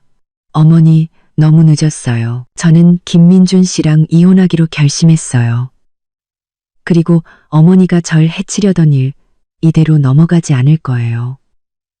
경찰에 신고해서 법의 심판을 받게 할 거예요. 박순자 여사는 제가 경찰에 신고하겠다는 말을 듣고는 당황했습니다. 그녀는 일어나 제 손을 잡으며 말했습니다. 수진아, 경찰에 신고하면 안 돼. 그러면 민준이 인생이 망가지고 우리 김씨 집안도 끝장이야. 제발 신고하지 마. 네가 원하는 거 다 줄게. 저는 그녀의 손을 뿌리쳤습니다. 저는 아무것도 필요 없어요. 그냥 당신들이 한 짓에 대한 대가를 치르길 바랄 뿐이에요. 어머니, 더 이상 빌지 마세요. 그냥 당신들이 한 짓에 대한 대가를 치르길 바랄 뿐이에요. 제 결심은 변하지 않으니까요. 박순자 여사는 저를 보며 절망적인 눈빛을 했습니다. 한참 후에야 그녀는 갑자기 기이하게 웃기 시작했습니다. 수진아, 네가 경찰에 신고한다고 해서 우리를 어쩔 수 있을 것 같아? 너한테는 증거가 없잖아. 누가 내 말을 믿어주겠어? 그 만두는 내가 이미 다 버렸고 그라목손 병도 내가 숨겨놨어. 네가 신고해봤자 우릴 고소할 수 없을걸. 제 심장이 쿵 내려앉았습니다. 그녀의 말이 맞았습니다. 저에게는 사진과 이체 기록뿐, 그녀가 만두에 그라목손을 넣었다는 직접적인 증거가 없었습니다. 하지만 이대로 물러설 수는 없었습니다. 저는 그녀를 쳐다보며 말했습니다. 제가 증거가 없을 것 같으세요? 제가 이미 사람을 고용해서 조사하고 있어요. 조사 결과가 나오면 반드시 당신과 김민준 씨에게 대가를 치르게 할 거예요. 박순자 여사의 얼굴이 변했습니다. 제가 사람을 고용해서 조사할 줄은 몰랐던 모양입니다. 그녀는 더 이상 아무 말도 하지 않고 장바구니를 들고 현관으로 향했습니다. 문을 나서기 전 그녀는 멈춰서서 저를 돌아보며 말했습니다. 수진아, 날 너무 몰아붙이지 마. 그러지 않으면 나도 가만히 있지 않을 테니. 저는 그녀의 뒷모습을 보며 조금도 두려워하지 않았습니다. 지금의 저는 더 이상 예전에 그 나약하고 속기 쉬운 이수진이 아니었습니다.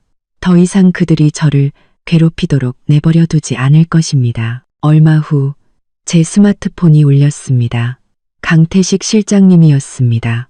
저는 서둘러 전화를 받았습니다. 강 실장님, 어떻게 됐어요? 뭐 알아낸 거 있으세요? 강태식 실장님의 목소리는 무척 심각했습니다.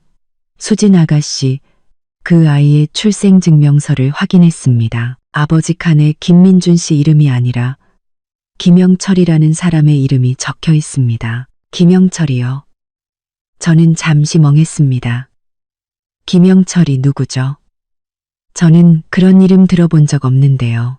제가 알아봤는데 김영철은 김민준 씨의 아버지, 그러니까 아가씨의 시아버님이십니다. 5년 전에 돌아가셨다고 하던데 어째서 아이의 출생증명서에 이름이 올라가 있는지 모르겠습니다. 저는 그 자리에 얼어붙었습니다. 시아버님은 5년 전에 돌아가셨는데 어떻게 아이의 아버지가 될 수 있단 말입니까? 이게 대체 어떻게 된 일일까요? 설마 그 아이는 김민준의 아이가 아니라 시아버님의 아이란 말입니까? 하지만 시아버님이 돌아가신 지 그렇게 오래됐는데 어떻게 아이가 있을 수 있죠? 저는 강태식 실장님에게 다급하게 물었습니다. 확실히 확인하신 거 맞아요? 그 아이 출생증명서에 정말 그렇게 적혀 있었어요? 확실합니다. 강태식 실장님이 말했습니다. 제가 병원 기록과 출생증명서 원본을 다 확인했습니다. 아버지 칸에는 분명히 김영철이라고 적혀 있었습니다. 강태식 실장님이 말했습니다. 그리고 제가 추가로 알아본 바에 따르면 박순자 여사가 매달 최윤아에게 돈을 보내줬는데 그 기간이 벌써 2년이 넘었습니다. 김민준 씨가 돈을 보내주기 시작한 것보다 훨씬 더 오래됐죠. 저는 소파에 앉아 머릿속이 뒤엉키는 것을 느꼈습니다. 시아버님이 돌아가신 지 5년이나 됐는데 어떻게 아이의 아버지가 될 수 있을까요? 박순자 여사는 매달 최윤아에게 돈을 보내줬고 이는 그녀가 최윤아와 아이의 일을 예전부터 알고 있었을 뿐만 아니라 처음부터 이 모든 일에 관여했을 가능성이 있다는 것을 의미했습니다. 설마 이 모든 것이 박순자 여사가 꾸민 일이란 말입니까? 그녀가 처음부터 최윤아를 시켜 아이를 낳게 하고 그 아이가 김씨 집안의 재산을 상속받게 하려고 그래서 이미 돌아가신 시아버님을 아이의 아버지로 내세운 것이란 말입니까? 그렇다면 김민주는 이 일에서 대체 어떤 역할을 한 것일까요? 그는 알고 있었을까요? 아니면 모르고 있었을까요? 저는 심호흡을 하고 강태식 실장님에게 말했습니다. 강 실장님, 죄송하지만 한 가지만 더 알아봐 주세요. 김영철 시아버님이 돌아가시기 전에 남기신 유언장이 있는지, 그리고 박순자 여사와 최윤아 사이의 다른 연락, 예를 들면 계약서나 합의서 같은 게 있었는지도요. 알겠습니다. 강태식 실장님이 말했습니다. 최대한 빨리 소식 전해드리겠습니다. 수진 아가씨, 몸 조심하세요. 박순자 여사, 그 사람 보통 내기가 아닌 것 같습니다. 해코지 당하지 않게 조심하세요. 알겠습니다. 감사해요, 강 실장님. 전화를 끊고 저는 창밖을 바라보았습니다. 이 일은 제가 생각했던 것보다 훨씬 더 복잡하다는 것을 느꼈습니다. 박순자 여사, 김민준, 최윤아, 그리고 이미 돌아가신 시아버님, 그들 사이에는 대체 어떤 비밀이 숨겨져 있는 것일까요? 저는 반드시 모든 것을 밝혀낼 것입니다. 어떤 대가를 치르더라도 제 권리를 되찾을 것입니다. 강 실장님 전화를 끊고 소파에 앉아 멍하니 생각에 잠겼습니다. 아버지가 시아버지 김영철이라니. 5년 전 간암으로 돌아가신 분인데 어떻게 최윤아 아이의 아버지가 될 수 있을까요? 너무 기괴하고 비현실적인 일이었습니다. 저는 다시 침실로 가 금고에서 인쇄해둔 계좌이체 내역을 꺼내 꼼꼼히 살폈습니다. 김민준이 최윤아에게 보낸 돈 외에도 매달 15일마다 익명의 계좌에서 최윤아에게 3천만 원이 입금된 기록이 있었습니다. 이체 시점은 김민준이 돈을 보내기 시작한 것보다 1년 이상 빨랐습니다. 강 실장님은 이게 박순자 여사가 보낸 돈이라고 했습니다. 하지만 박순자 여사가 어디서 그런 큰 돈이 났을까요? 연금은 100만 원 남짓일 텐데 아무리 아껴 쓴다 해도 매달 3천만 원을 최윤아에게 줄 수는 없을 겁니다. 생각할수록 이상했습니다.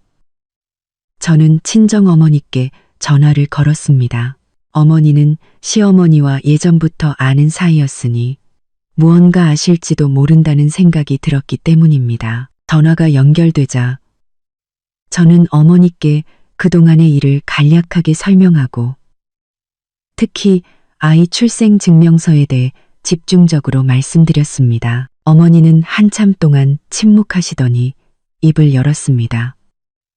수진아, 내 시아버지 김영철 씨가 살아있을 때 돈이 꽤 많았다는 소문이 있었어. 회사에서 높은 자리에 있었고 투자도 좀 했다고 하더구나. 정확히 얼마인지는 아무도 모르지만 그분이 돌아가시기 전에 유언장을 남기지 않으셨으니 그 돈은 당연히 민준이에게 갔을 텐데 설마 박 여사가 그 돈을 숨겨둔 건가? 숨겨뒀다고요? 어머니의 말을 듣고 나니 모든 것이 맞아떨어지는 것 같았습니다. 그렇다면 왜 매달 최윤아에게 그렇게 많은 돈을 보낸 걸까요? 그건 나도 모르겠다. 어머니가 한숨을 쉬며 말했습니다. 박 여사, 그 사람 속을 알 수 없는 사람이야. 내 시아버지 돌아가셨을 때도 집안의 통장이며 집문서를 전부 자기가 챙기고 민준이에게도 보여주지 않았다고 하더구나. 수진아, 너 정말 조심해야 한다. 돈을 숨길 정도면 다른 비밀이 더 있을지도 몰라. 어머니와의 통화를 마치고 나니 이 사건 뒤에 더 큰 음모가 숨겨져 있다는 확신이 들었습니다. 박순자 여사는 제 주식을 빼앗기 위해 저를 해치려 했을 뿐만 아니라 최윤아에게 몰래 돈을 보내고 심지어 돌아가신 시아버지를 아이의 아버지로 내세웠습니다. 그녀는 대체 무엇을 꾸미고 있는 걸까요? 설마 그 아이를 김씨 집안의 유일한 혈육으로 내세워 시아버지가 남긴 재산과 제 주식을 모두 차지하려는 걸까요? 바로 그때 강 실장님에게서 문자가 왔습니다. 아가씨, 알아냈습니다. 김영철 씨가 돌아가시기 전에 8억 원가량의 예금을 비밀 계좌에 넣어두었고 현재 박순자 여사가 관리하고 있습니다. 그리고 박 여사와 최윤아가 맺은 계약서도 찾아냈습니다. 계약서 내용에 따르면 최윤아가 아이를 낳으면 박 여사가 매달 3천만 원을 지급하고 아이가 18살이 될 때까지 지원하기로 되어 있습니다. 단, 최윤아는 아이의 아버지가 김영철이라고 대외적으로 밝혀야 하고 김민준과는 절대 교류해서는 안 된다는 조건이 붙어 있습니다. 저는 문자를 보고 손에 든 스마트폰을 떨어뜨릴 뻔했습니다. 8억 원. 박순자 여사가 그렇게 많은 돈을 숨기고 있었다니. 그리고 그 계약서. 처음부터 박순자 여사는 최윤아를 시켜 아이를 낳게 하고 심지어 돌아가신 시아버지를 아버지로 내세우기까지 했습니다. 그건 모두 그 예금을 합법적으로 상속받기 위한 계획이었던 것입니다. 그렇다면 김민주는? 그는 이 사실을 알고 있었을까요? 그가 최윤아와 사귄 것은 진심이었을까요?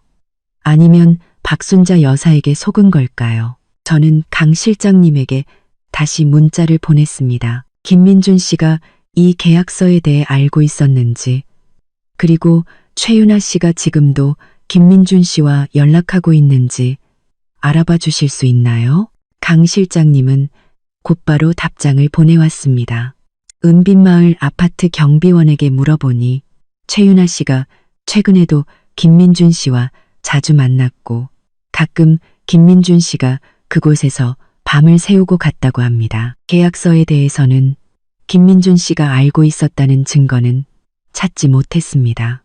어쩌면 정말 모르고 박순자 여사에게 속았을지도 모릅니다. 저는 복잡한 심경에 휩싸였습니다. 만약 김민준이 정말 이 계약서에 대해 몰랐다면 그는 자신의 친어머니에게 이용당한 것입니다. 아이의 진짜 아버지가 누군지도 모른 채 어머니를 도와 아내를 해치려 한 꼴이 된 것이죠. 하지만 그가 몰랐다고 해도 그가 바람을 피우고 재산을 빼돌린 것은 사실입니다.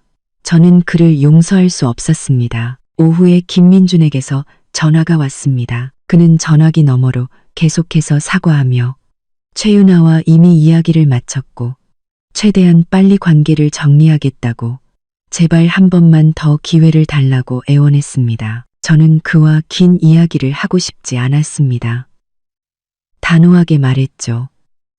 김민준 씨, 우리 내일 구청 가서 이혼 서류 접수해요. 만약 동의하지 않으면 당신이 바람 피우고 재산 빼돌린 증거를 전부 법원에 제출할 거예요. 그렇게 되면 당신은 빈털터리가 될 뿐만 아니라 법적 책임도 져야 할 거예요. 김민주는 제가 이혼하겠다는 말을 듣고는 당황해서 어쩔 줄 몰라 했습니다. 수진아, 제발 그렇게 단호하게 굴지 마. 우리 수년간의 정이 있는데 어떻게 이렇게 한 번에 끝낼 수 있어. 내가 잘못했어. 고칠게. 제발 한 번만 더 기회를 줘. 기회는 이미 줬어요. 당신이 걷어찬 거지. 저는 차갑게 말했습니다. 내일 오전 9시 구청 앞에서 봐요. 만약 안 나오면 뒤실은 알아서 감당해요. 저는 그렇게 말하고 전화를 끊었습니다. 다음 날 아침 저는 약속 시간보다 30분 일찍 구청 앞에 도착했습니다. 차에서 내리자마자 입구에 서 있는 김민준이 보였습니다. 그는 절제한 얼굴에 눈은 핏발이 서 있었습니다. 밤새 한숨도 못 잔 모양입니다. 그는 저를 보자마자 다가와 말했습니다. 수진아, 다시 한번 생각해봐. 우리 정말 다시 해볼 수 없어? 저는 고개를 저었습니다. 쓸데없는 소리 그만하고 어서 들어가서 서류나 접수해요. 우리가 막 구청으로 들어가려는데 갑자기 오토바이 한 대가 우리 앞으로 달려와 멈춰 섰습니다. 오토바이를 운전한 사람은 박순자 여사였습니다. 그녀는 머리가 헝클어진 채 얼굴 가득 분노를 띠고 있었습니다. 너희 이혼하면 안 돼. 민준아, 네가 만약 수진이랑 이혼하면 내가 내 앞에서 죽어버릴 거야. 김민주는 멍하니 서 있었습니다. 어머니, 여긴 어쩐 일이세요? 이건 저랑 수진이 사이의 일이에요. 어머니는 상관 마세요. 상관이 없어? 박순자 여사는 오토바이에서 내려 김민준의 팔을 잡았습니다. 네가 내 아들인데 어떻게 내가 상관이 없어? 네가 수진이랑 이혼하면 앞으로 누가 널 위해 밥해주고 빨래해주고 누가 널 돌봐줘? 그 최윤아라는 여자는 그냥 여우 같은 년이야. 내 돈 보고 너랑 사귀는 거라고. 수진이랑 이혼하면 안 돼. 저는 박순자 여사를 보며 속으로 비웃었습니다. 그녀가 어디 김민준을 걱정해서 이러는 걸까요? 제가 김민준과 이혼하면 집안 재산을 나눠 갖게 될까봐, 그리고 자신의 음모가 드러날까봐 두려워서 이러는 것이 분명했습니다. 저는 박순자 여사 앞으로 다가가 말했습니다. 어머니, 저랑 김민준 씨가 이혼하는 건 우리 둘의 결정이에요. 어머니와는 상관없어요. 만약 계속해서 막으시면 경찰에 신고할 거예요. 박순자 여사는 저를 노려보며 소리쳤습니다. 네가 감히.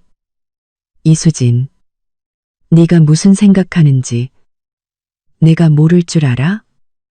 너 우리 김씨 집안 재산 노리고 이러는 거지? 내가 말하는데 어림도 없어. 김씨 집안 재산이요? 저는 스마트폰을 꺼내 계좌 이체 기록과 사진을 보여주었습니다. 이 돈 전부 아버지가 제게 남겨주신 돈이에요. 김민준 씨가 제 돈으로 최윤아에게 집 사주고 아이 키웠는데 이제 와서 저랑 재산을 나누겠다고요? 박순자 여사님, 너무 과하신 거 아니에요? 박순자 여사는 제 스마트폰에 담긴 증거들을 보고 얼굴이 하얗게 질렸습니다. 그녀는 서둘러 김민준의 손을 잡으며 말했습니다. 민준아, 봐라. 제가 처음부터 증거를 다 모아놨잖아. 너랑 이혼해서 재산 뺏으려고 작정한 거야. 너 속으면 안 돼. 김민준은 저를 보고 또 박순자 여사를 보며 망설이는 표정을 지었습니다. 한참 후에야 그는 말했습니다. 어머니, 수진이 말이 맞아요. 제가 수진이 돈으로 최윤아에게 집 사준 거 맞아요. 제가 수진이에게 잘못했어요. 이혼하는 게 마땅해요. 박순자 여사는 김민준이 그렇게 말할 줄은 몰랐던 모양입니다. 그녀는 온몸을 부들부들 떨며 소리쳤습니다. 너 이 불효 자식.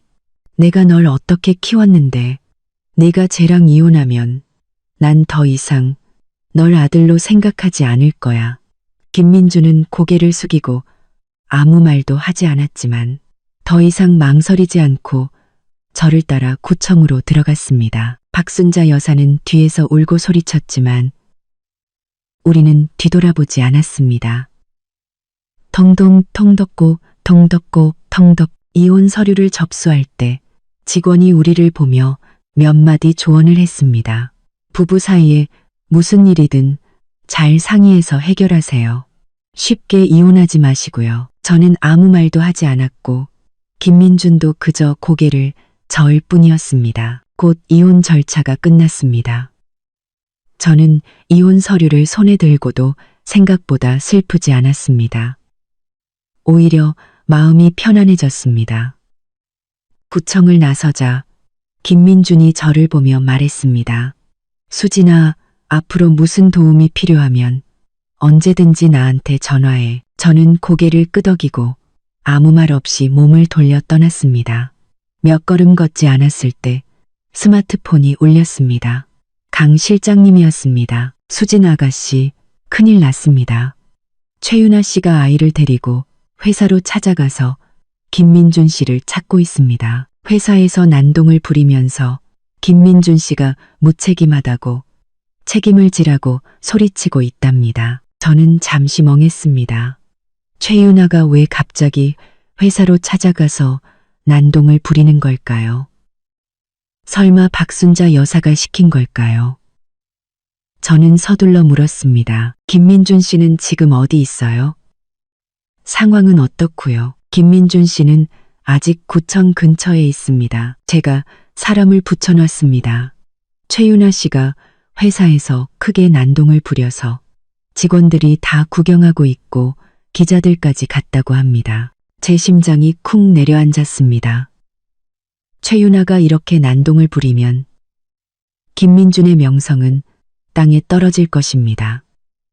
비록 그와 이혼했지만 그가 그렇게 망가지는 것을 보고 싶지는 않았습니다. 저는 서둘러 김민준에게 전화를 걸어 최윤아가 회사에서 난동을 부리고 있다는 사실을 알렸습니다. 김민준은 그 말을 듣고 당황해서 어쩔 줄 몰라 했습니다. 어떻게 된 거야? 어제 내가 걔랑 잘 이야기했는데 왜 갑자기 회사로 찾아가서 난동을 부리는 거야? 왜 난동을 부리는지는 나중에 따지고 지금 당장 회사로 돌아가서 수습해요. 그러지 않으면 일이 더 커질 거예요. 저는 그에게 일러두었습니다. 그리고 박순자 여사님이 이 일을 알고 계실지도 모르니 한번 물어보세요. 전화를 끊고 저도 마음이 불안했습니다. 최윤아가 갑자기 이렇게 난동을 부리는 것은 분명 박순자 여사와 관련이 있을 것입니다. 박순자 여사는 우리가 이혼하는 것을 막지 못하자 최윤아를 시켜 김민준을 망가뜨리고 자신은 재산과 주식을 독차지하려는 것입니다. 정말 악독한 여자였습니다. 제가 강 실장님에게 최윤아가 박순자 여사와 연락했는지 조사해달라고 문자를 보내려는데 스마트폰이 다시 울렸습니다. 모르는 번호였습니다. 저는 잠시 망설이다가 전화를 받았습니다. 여보세요? 이수진 씨 맞으신가요? 전화기 너머에서는 낯선 여자의 목소리가 들려왔습니다. 네, 맞는데요. 누구시죠? 저는 최윤아 씨 친구예요. 그 여자가 말했습니다. 윤아 씨가 지금 병원에 있어요. 아까 김민준 씨 회사에 찾아갔다가 박순자 여사님한테 밀려서 넘어졌는데 아이도 좀 다쳤어요. 박 여사님이 다시는 소란 피우지 말라고, 그러지 않으면 아이와 함께 가만두지 않겠다고 협박했대요. 제 심장이 쿵 내려앉았습니다. 병원요?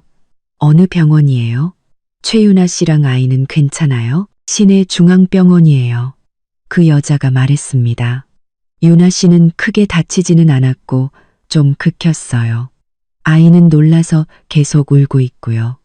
수진 씨가 김민준 씨랑 이혼한 거 알고 있고 박 여사님이 좋은 사람이 아니라는 것도 알고 있어요. 유나 씨가 지금 많이 무서워하고 있어요. 수진 씨를 만나서 박 여사님의 모든 것을 다 털어놓고 싶어 해요. 제발 도와달라고요. 저는 잠시 망설였습니다. 최윤아는 제 가정을 파탄낸 여자입니다.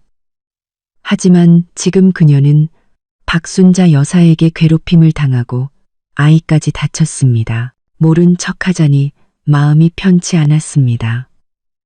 그리고 그녀가 박순자 여사의 증거를 가지고 있을지도 모른다는 생각이 들었습니다. 그것은 저에게 매우 중요한 것이었습니다. 저는 심호흡을 하고 말했습니다. 알겠습니다. 지금 바로 시내 중앙병원으로 갈게요. 최윤아 씨에게 거기서 기다리라고 전해주세요. 전화를 끊고 저는 서둘러 택시를 잡아 시내 중앙병원으로 향했습니다. 가는 길에 강 실장님에게 문자를 보내 그도 병원으로 와달라고 그리고 최윤아의 말이 사실인지 확인해달라고 부탁했습니다.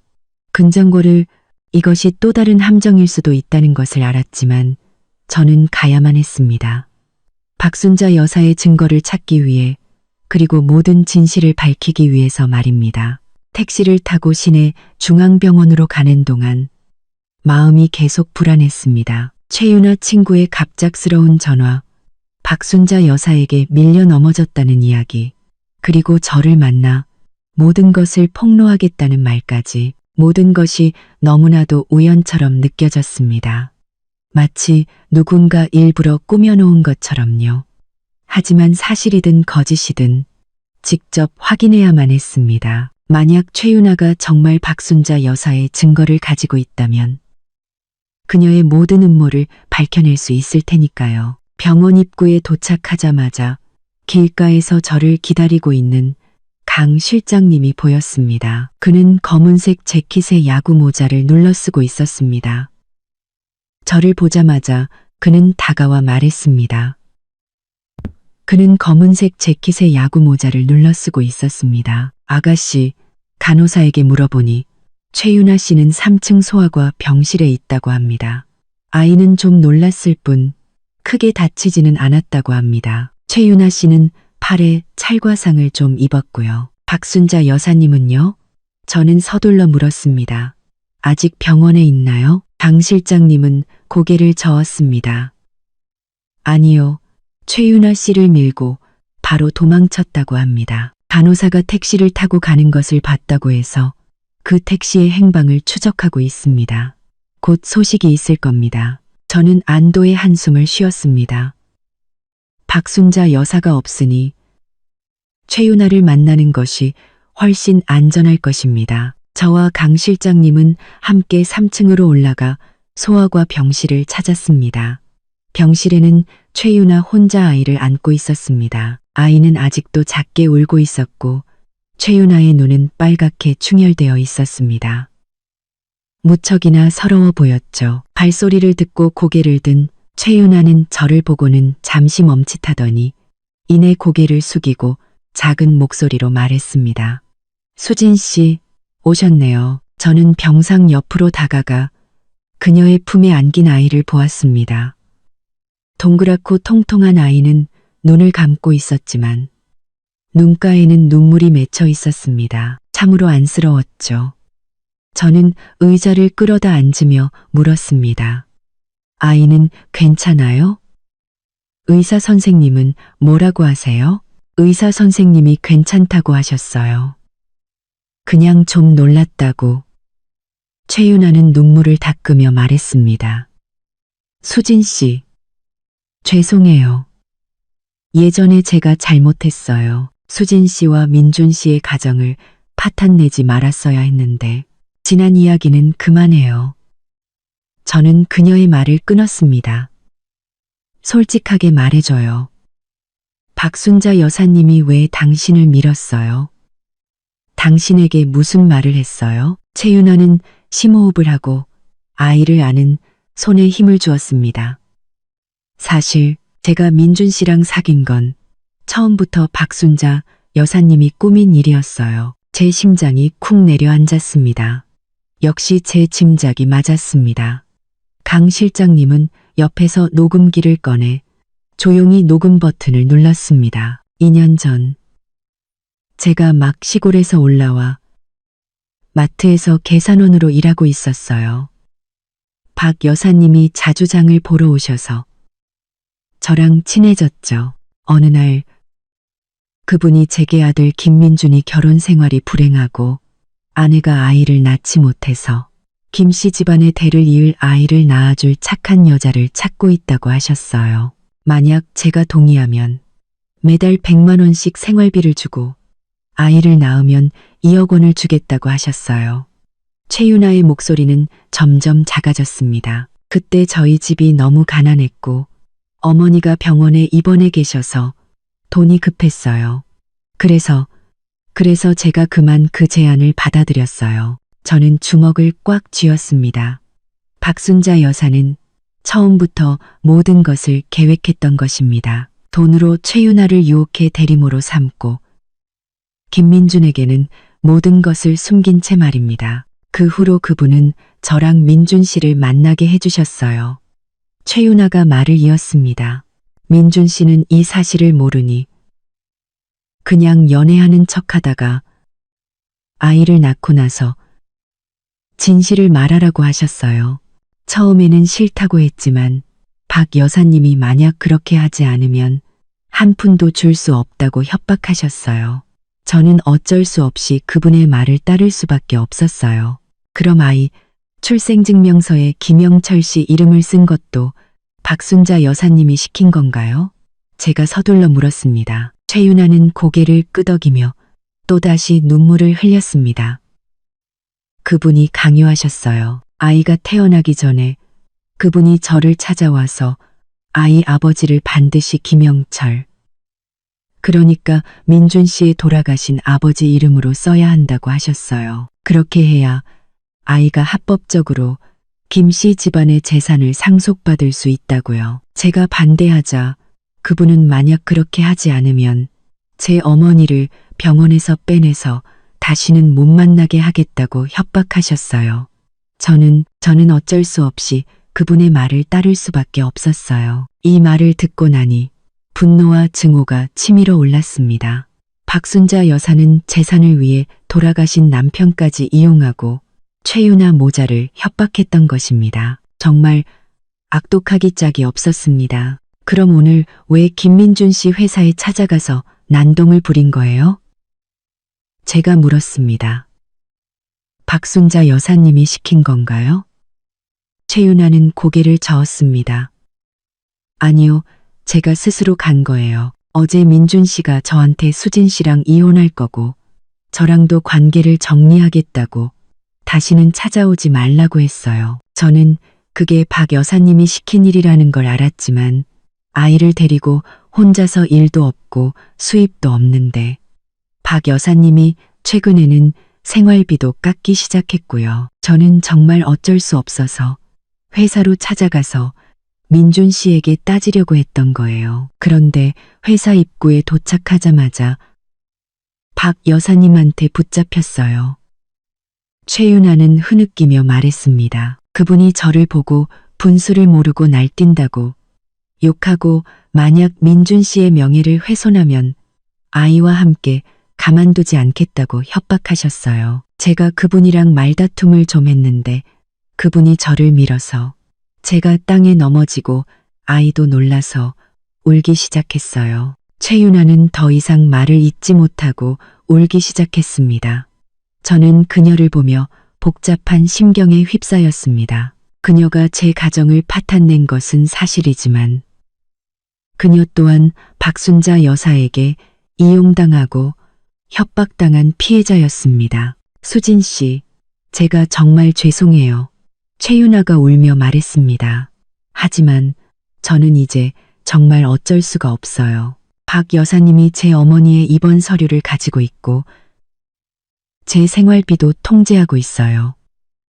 제가 그분의 말을 듣지 않으면 제 어머니를 해칠 거예요. 수진 씨가 그분을 조사하고 있다는 말을 들었어요. 제발 저 좀 도와주세요. 그분에게서 벗어날 수만 있다면 뭐든지 할게요. 경찰서에 가서 증언할 수도 있어요. 저는 그녀의 진심 어린 눈빛을 보고 옆에 있는 강 실장님을 쳐다보았습니다. 강 실장님은 저를 향해 고개를 끄덕이며 그녀를 믿어도 된다는 신호를 보냈습니다. 저는 심호흡을 하고 말했습니다. 알겠어요. 도와줄게요.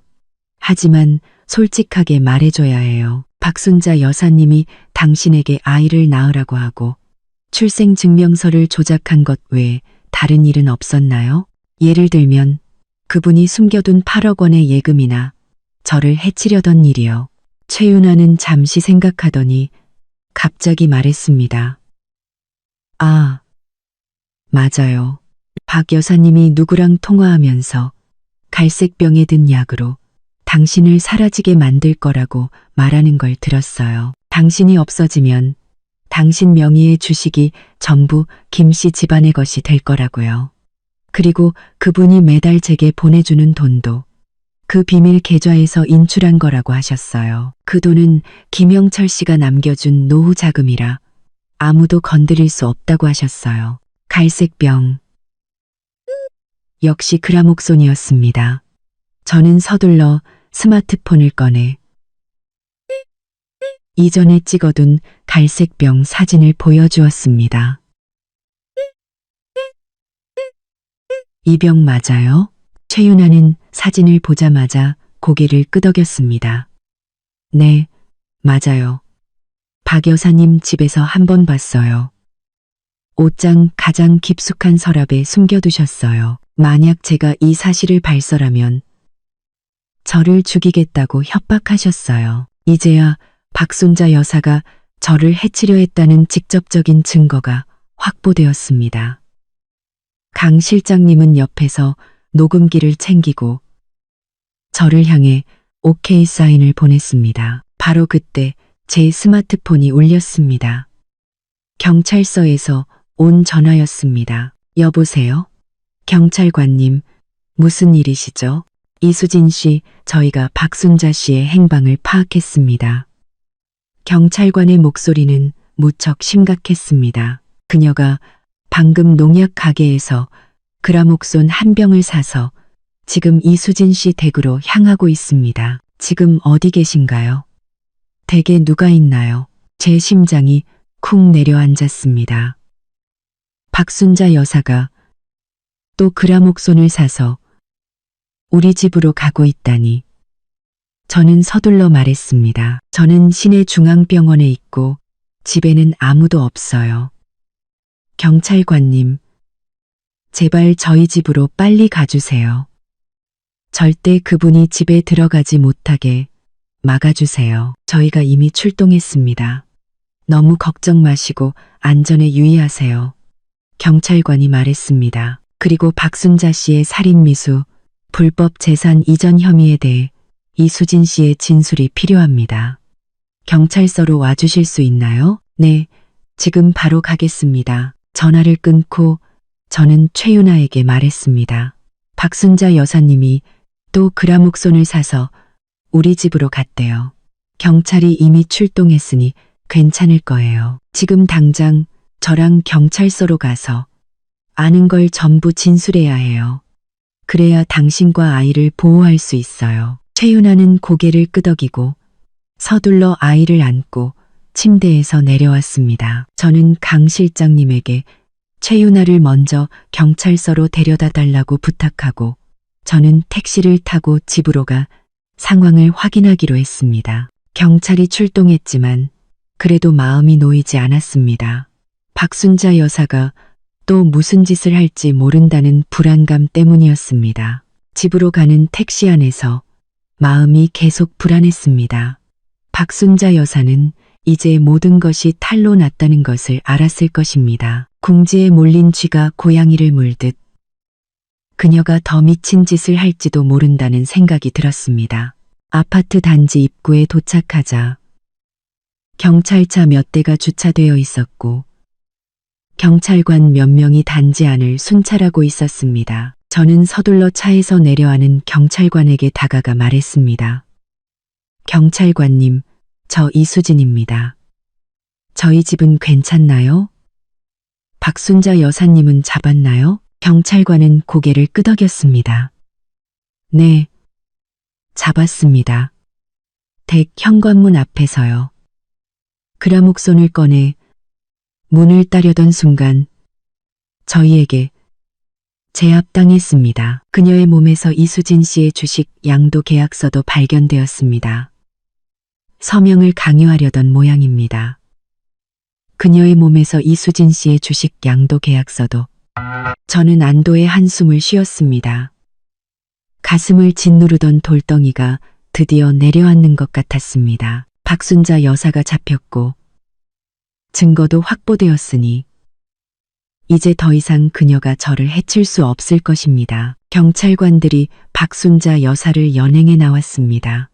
그녀는 수갑을 차고 머리가 헝클어진 채 저를 보자 눈을 부릅뜨고 아크네나게 소리쳤습니다.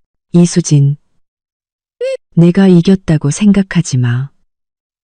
내가 감옥에 가더라도 널 가만두지 않을 거야. 저는 그녀를 보며 조금도 두려워하지 않았습니다.